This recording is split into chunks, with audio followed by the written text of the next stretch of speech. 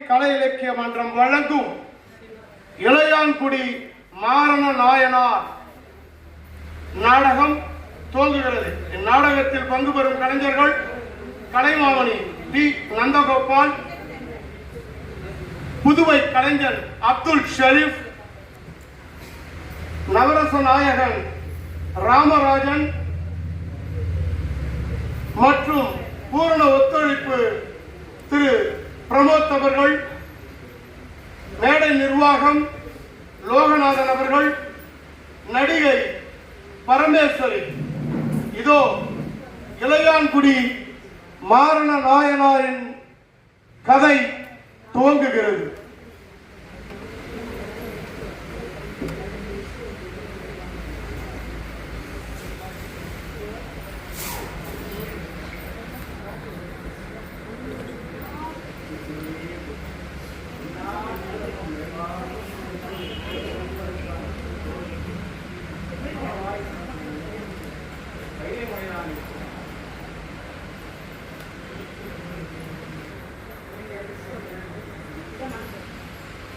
இறைவா, உங்களை எப்போதான் ஆட்கொள்ள போறது? உன்னை யாராவது எங்கெங்கோ பார்த்துதான் சொல்றாங்க. அவங்களுக்கு எல்லாம் கைலாய நாதனா உமையுக பாரனா நேர்ல வந்து காட்சி தந்த நீ எங்களுக்கு எப்பதான் காட்சி தரப்போ? இந்த இளையான் குடியில சிறிய குடியில பிறந்த எங்க பாவிகளுக்கு எப்பதான் காட்சி தரும்? எங்களை ஆட்கொள்ள போற இறைவா. அமுது படிக்க நேரமாகி போச்சு. அடியவர் யாரும் இன்னும் வீட்டுக்கு வரல. மாடாசாமி அண்ணன் இருந்திருந்தா எல்லா வேலையும் அவரே பார்த்திருப்பாரு. அவரும் நம்ம வயலுக்கு அறுவடை வேலையா போயிருக்காரு. அதனால என்ன பண்ண, நானே போய் அழைச்சிட்டு வரேன். அங்க உங்ககிட்ட எனக்கு ஒரு கேள்வி. கேளுங்க சுவாமி. நான் தான் இந்த ஈசன் மேல பித்தா இருக்கிறேன்னு சொன்னான். நீ எப்படி இவ்வளவு பக்தியா இருக்கிற? சுவாமி, என்னைக்கு நீங்க எனக்கு தான் நான் உங்களுக்கு தான் ஆச்சோ அப்பவே என் உலகமும் உயிருமா உங்களை தான் நினைச்சிட்டு இருக்கேன். அப்படி இருக்க உங்களுக்கு எது மகிழ்ச்சியோ அதுதான் எனக்கும் மகிழ்ச்சி. அப்படித்தான் இந்த ஈசனை வணங்க ஆரம்பிச்சேன். நாளாக நாளாக அந்த ஈசன் என் மனதுல குடிக்கொண்டிருக்காரு. ஆமாம், நீ சொல்றது உண்மைதான். எங்கேயோ பிறந்தோம், எங்கேயோ வளர்ந்தோம். இந்த ஈசன் அருளால 2 பேரும் ஒன்னா சேர்ந்து திருத்தொண்டர் செய்கிற அந்த பணியை மேற்கொண்டுட்டு இருக்கும். சுவாமி, நமக்கு கண்ணு கெட்டாத அளவுக்கு வயல்வெளி இருக்கு, மலை போல நெல்லும் குவிஞ்சு இருக்கு. அந்த இறைவன் நம்ம மக்களுக்கு திருத்தொண்டு ஆற்றுறதுக்கு தான் இவ்வளவும் கொடுத்திருக்காரு. அப்போ இதுவும் அந்த இறைவனின் சோதனை தான். ஒரு நாள் நிச்சயமா நமக்கு காட்சி அளிப்பார். கண்டிப்பா. ஓம் நமச்சிவாய.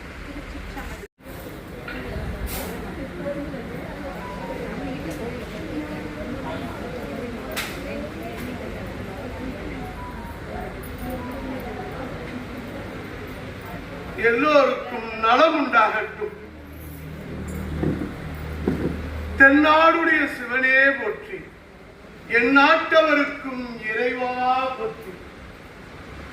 எம்பெருமான் ஈசனே, உனது அருளால் இந்த நாடும் நாட்டு மக்களும் மகிழ்ச்சியாகத்தான் இருக்கிறார்கள். ஆனால் நான் இருக்கிறேனா இல்லையா என்றுதான் பலருடைய மனதில் சந்தேகம் இருந்து கொண்டே இருக்கிறது.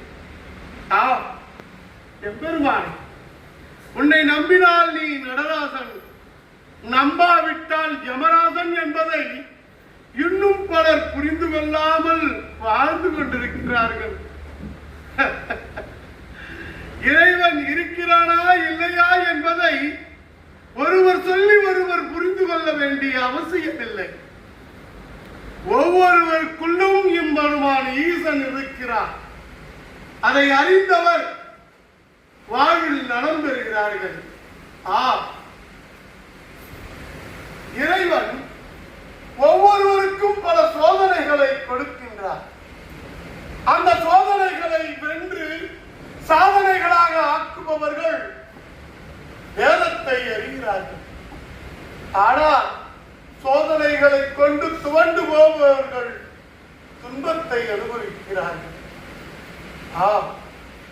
இன்றைக்கு அருகில் உள்ள இளையான்குடியில் சிவபக்தர் மாரணர் ஒருவர் வாழ்ந்து வருகிறார். அவர் எம்மை போன்ற சிவபக்தர்களுக்கெல்லாம் தினமும் அன்னம் படைத்து அறுசுவை உணவு அளித்துக் கொண்டிருப்பதாக கேள்விப்பட்டு எம்பெருமானின் ஈசனின் நாமங்களுக்காகவும் சிவ அடியார்களுக்காகவுமே தனது வாழ்நாள் முழுவதும் பல சேவைகளை செய்து வருகிறார்.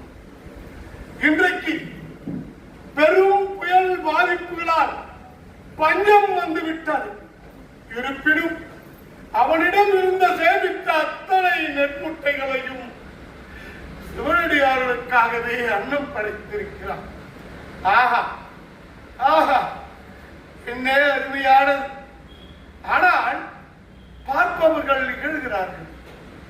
சிவத்தொண்டு சிவனடியார்களுக்கெல்லாம் அன்னம் படைத்து விட்டார், சிவன் என்ன உன்னை தேடி வந்து விடுவானா என்று நகைக்கிறார்கள். இல்லை, இறை என்பது என்ன, இறை நாமத்தை வணங்குவது எப்படி என்பதை புரிய வைத்துக் கொண்டிருக்கிறார் அந்த மாரணம். சிவனை நினைத்து தொண்டு செய்யும் பொழுது அந்த சிவனடியார்களுக்கு செய்யும் தொண்டு அந்த சிவனையே போய் சேரும் என்பதை இந்த உலகுக்கு காட்டப் போகிறேன். அந்த மாரணரின் வரலாறை இந்த உலகறிய செய்ய போகிறேன். என்னுடைய சோதனைகள் இந்த உலகில் உள்ள நாயன்மார்களை இந்த உலகத்துக்கு வெளிச்சம் போட்டு காட்டப் போகிறது. சிவத்தொண்டில் வெற்றி பெற்றவன், சிவத்தொண்டில் இன்னும் வாழ்ந்து கொண்டிருக்கும் மானிடன் 63 நாயன்மார்களில் ஒருவனாக திகழப் போகிறான் என்பதையும் உங்களுக்கெல்லாம் வெளிச்சம் போட்டு காட்டப்படுகிறது. இதோ அந்த இறையர் இப்போது குடிசை வீட்டில் வாழ்ந்து கொண்டிருக்கிறார்கள். அவரை போய் சந்திப்போம், போய் வருவோம்.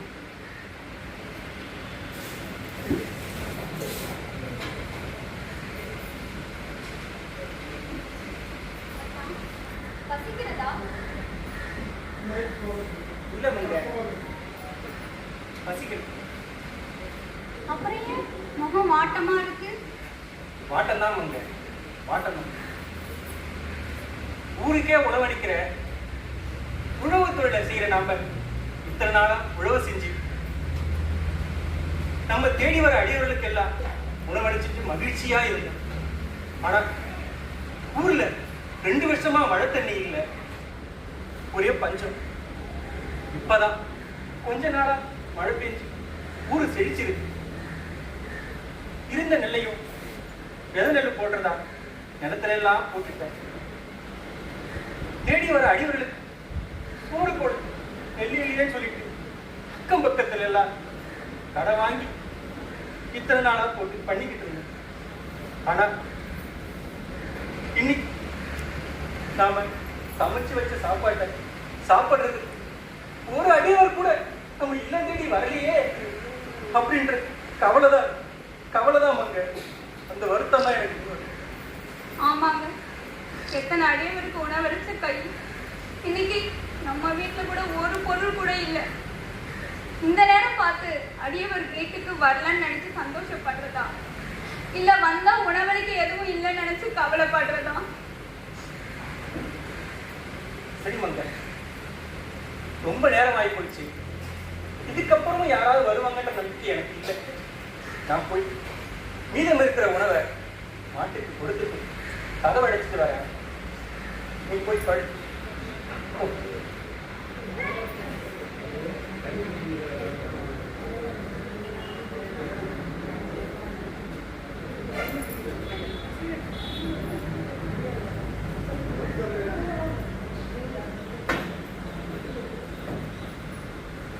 ஐயா ஐயா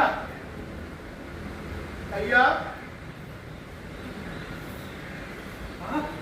வர வேண்டும். நல்லது நடக்கட்டும், நலம் உண்டாகட்டும். ஐயா, என்னை மன்னிக்கணும். நடு நிசியில் உங்கள் உறக்கத்தை கெடுத்து விட்டேன். உங்களை காணத்தான் கைலாயத்திலிருந்து நான் வருகிறேன். உங்கள் புகழ் கைலாயம் வரை பரவி இருக்கிறது. சிவபக்தர்களுக்காகவும் ஈசனுக்காகவுமே தொண்டு செய்து கொண்டிருக்கின்றீர்கள். சிவபக்தர்களுக்கு எந்நேரமும் அன்னமிட்டு அவர்கள் பசியாற்றிக் கொண்டிருக்கிறீர்கள் என்று கேள்விப்பட்டேன். உங்கள் வீட்டின் முகவரி கேட்டு வரும் வழியில் சிவன் கோயிலில் பூஜைகள் நடந்து கொண்டிருக்கிறது. அதில் நான் மெய்மறந்து அங்கே இருந்து விட்டேன். பிறகு உங்களை எப்படியாவது காண வேண்டும் என்பதற்காகத்தான் இங்கு ஓடி வந்தேன். என்னை மன்னியுங்கள். நடுநிசையில் வந்து தொந்தரவு கொடுத்து விட்டேன். ஐயா, என்ன வார்த்தை கூறிவிட்டீர்கள்? மன்னிப்பெல்லாம் பெரும் வார்த்தை. இந்த ஐயரை வீட்டிற்கு வந்தது தாங்கள் செய்த பெரும் பாக்கியம். செய்த பெரும் பாக்கியம். லட்சணையாவும் நமச்சிவாய. நான் உங்கள் திண்ணையில் தூங்கிவிட்டு காலையில் சென்று விடுகிறேன். அனுமதி கேட்கத்தான். பசி என்னால் அடக்க முடியவில்லை. ஆனால் இந்த நடுநிசையில் உங்களுக்கு தொல்லை கொடுக்க கூடாது என்றுதான் வாய் பசிக்கிறது என்று கேட்கவும் பிடிக்கிறது. பசி இருக்கத்தான் செய்கிறது. இருந்தாலும் பரவாயில்லை. அம்மா, இந்த நேரத்தில் உங்களால் உணவு தயார் பண்ண முடியுமா? ஐயா, நாங்கள் வந்ததே பெரும் பாக்கியம். உங்களுக்கு உணவிடுவது என்பது எங்களுக்கு கிடைத்த பெரும் பேரு. மாறனாரே, நீ நலமுடன் இருப்பாயா? சரி, நீங்கள் உணவு சமைக்கும் வரை இதோ இந்த திண்ணையில் சிறிது நேரம் இளைப்பாருங்கள். மகிழ்ச்சி ஐயா, மகிழ்ச்சி. இதோ சற்றே உணவு தயாராகிறது. உங்களால் முடியவில்லை என்றால் சொல்லிவிடுங்கள். ஐயா, நான் அப்படியே தூங்கி விடுகிறேன். என்ன வார்த்தை கூறிவிட்டீர்கள்? தங்களுக்கு உணவளிப்பதை விட வேறு என்ன பாக்கியம் எங்களுக்கு இருக்க போகிறது? மாறனாரே, உனது புகழ் இந்த உலகம் முழுவதும் பரவட்டும்.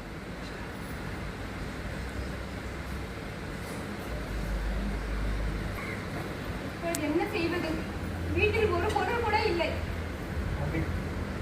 எனக்கும் தெரியும். அந்த அடியார் பசியோடு அனுப்ப இயலாது. ஒரு யோசனை. வழியில் விதைத்த விதிரை விதைத்து 2 நாள் தான் இருக்கும். நான் சென்று நெல்விதைகளை எல்லாம் சேகரித்து வருகிறேன். நீ தோட்டத்தில் உள்ள கிரிகளை எல்லாம் பரிசமைத்து இருக்கிறாயா? ஆனால் விரவிலேயே என்ன செய்வது? ஆண்டவா, என்ன இது சோதனை? பெரும் மழையில் விரைவிட்டு இங்கே செல்வேன். சுவாமி, கொட்டுக மழையில் பக்கத்து வீட்டுல போய் உதவி கூட கேட்க முடியாது. இப்படியே இந்த இறைவன் அவரை இப்படி சோதிச்சிருக்காரு. நமது வீட்டில் தான் கூரை விடலை. கடிகளை எல்லாம் உடைத்து பொறுக்கிக்கொள். நான் இப்போதே சென்று விரைவில் சேகரித்து நெல்லுதலை கொண்டு வருகிறேன்.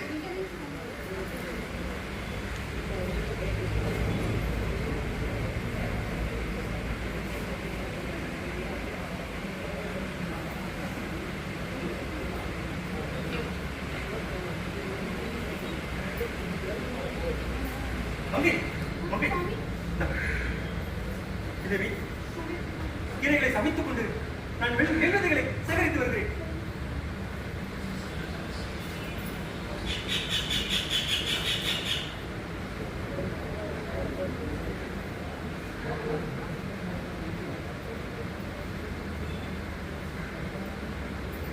சுவாமி, சுவாமி,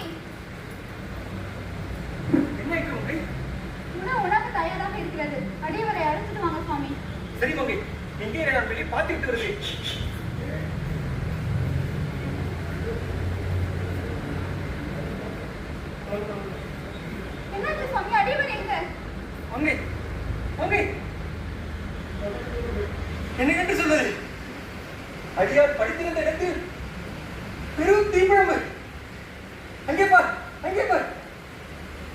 இளையாங்குடி நாயனாரே. கண்கொள்ளா காட்சியாக இருக்கிறது.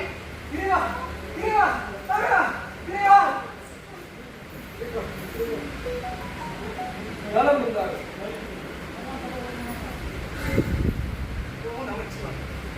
இளையாங்குடி நாயனாரே, யாரை தேடுகிறீர்கள்? என்னை என்னை வெளியே தேடினால் நான் எப்படி கிடைப்பேன்? உள்ளேதான் இருக்கிறேன். ஒவ்வொரு ஜீவனுக்குள்ளும் நான் உள்ளேதான் இருக்கிறேன். உள்ளே தெரிந்தால் இந்த ஈசன் நன்றாக தெரிவார். மறுபடி இந்த அடியவர்களுக்கு காட்சி தரவா வந்தீங்க. இது நாங்கள் செய்த பெரும் பாக்கியம், பெரும் பாக்கியம். இளையான்குடி நாயனாரே, வெளியே தேடும் பொழுது நான் தெரிவதில்லை, உள்ளே தேடும் போது நான் தெரிவேன். ஆனால் நேரில் காட்சி தரும் போது மனிதர்கள் ஏற்றுக்கொள்ள மறுக்கிறார்கள், சந்தேகப்படுகின்றார்கள். பார்த்தாயா, நான் தெரியாமல் இருக்கும் போது நீயோ என்னை தேடி தேடி அலைந்தாய். இப்போது உன் எதிரே நிற்கிறேன். நீ என்னை நான் தானா என்று சோதித்து பார்க்கிறாய். பரவாயில்லை, என்னை மன்னித்து விடுங்கள், என்னை மன்னித்து விடுங்கள். அல்லது தாங்கள் தான் என்னை மன்னித்து விடுங்கள். இளையான்குடி நாயனாரே, நடந்த அனைத்துக்கும் யாமே காரணம். உங்களை வறுமையால் சோதித்து உம்மை ஆட்கொள்ள வேண்டும் என்பதற்காகவே யாம் வந்தோம். இளையான்குடி நாயனாரே, பக்தியால் இந்த ஈசனை அன்பால் மட்டுமே அரவணைக்க முடியும். சோதனை தந்து உன்னை சோதிக்கலாம் என்று வந்தேன். ஆனால் நீயோ அன்பால் என்னை அரவணைத்து விட்டாய். இளையான்குடி நாயனார், எத்தனை சோதனை வந்தாலும் உன் நிலை மாறாமல் இதோ விதை நெல்லையும் குப்பை கீழையும் ஈட்டையும் பற்ற வைத்து எனக்காக அன்னம் படைக்க நீ தயாரான.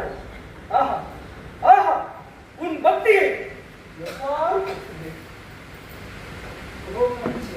இனி வரும் காலத்தில் இளையான்குடி நாயனார் அரியவர்க்கெல்லாம் அரியவர் என்று பாடப்படுவார்.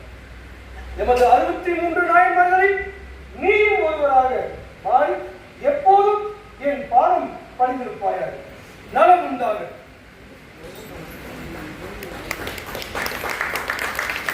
இளையான்குடி நாயனாருடைய வரலாறு மிக குறுகிய நாட்களில் சிறப்பான முறை ஒத்துழைப்பு நல்கிய புதுவை அரசு கலைமாமணி அண்ணன் திரு நந்தகோபால் அவர்களுக்கு இந்த நேரத்தில் நன்றியை தெரிவித்துக் கொள்கின்றோம்.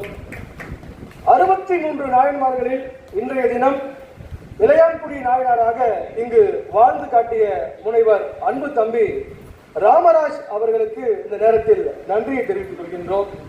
அவரது துணைவியாராக நடித்த அன்பு தங்கை பரமேஸ்வரி அவர்களுக்கு நன்றியை தெரிவித்துக் கொள்கின்றோம். இந்த நாடகத்திற்கு பூரணமாக ஒத்துழைப்பு நல்கிக் கொண்டிருக்கும் மூத்த கலைஞர் கலை நன்மாமணி திரு பிரமோத் அவர்களுக்கும், தொழில்நுட்ப கலைஞராக பணி செய்து கொண்டிருக்கும் அன்பு அண்ணன் திரு லோகு அவர்களுக்கும் நன்றி தெரிவித்துக் கொண்டு, இந்த நாடகம் முழுக்க முழுக்க எல்லாம் அல்ல இறைவனின் திருவருளால் இங்கு அரங்கேற்ற செய்யப்பட்டது. மீண்டும் அடுத்த மாதம் இறைவன் எங்களுக்கு வாய்ப்பளித்தால் இன்னொரு நாயன்மார் வரலாற்றை உங்கள் முன் படைக்க தயாராக காத்திருக்கிறோம் என்று கூறி விடைபெறுகிறோம். நன்றி, வணக்கம். இலங்கை சொன்னாலும் ஒவ்வொரு மாதமும் நமக்காகவே சின்ன கைலாயத்தில் 63 நாயன்மார்களுடைய கதைகளை எழுத வேண்டும் என்று ஸ்கிரிப்ட் அவர் தான் எழுதி கொடுக்கிறார். அவர் பள்ளி ஆசிரியராக இருக்கார். அவரால் விடுமுறை போட்டு வர முடியல. அதுக்காக நாங்கள் எல்லாருமே ஒத்துழைப்பு கொடுத்து பண்ணிட்டு இருக்கோம். அடுத்த மாதம் திரு அப்துல் ஷரீப் அவருடைய நாடகங்கள் தொடர்ந்து நாங்கள் பயணிச்சுட்டு தான் இருப்போம். உங்களுடைய ஆதரவும் பெரிதாக இருக்க வேண்டும். இன்னும் பலர் இன்னைக்கு ஐயா சொன்ன மாதிரி ரொம்ப அற்புதமா இருக்கு கூட்டம். இதே மாதிரி நம்முடைய சிவ அன்பர்களை அழைத்து வந்து சிவத்தொண்டை மென்மேலும் நீங்க சிறப்பாக நடத்தணும்னு அன்போடு வேண்டி இந்த அற்புதமான வாய்ப்பினை வழங்கிய ஐயா சிவஞானம் அவர்களுக்கு மனமார்ந்த நன்றியை கூறி விடைபெறுகிறோம். நன்றி, வணக்கம்.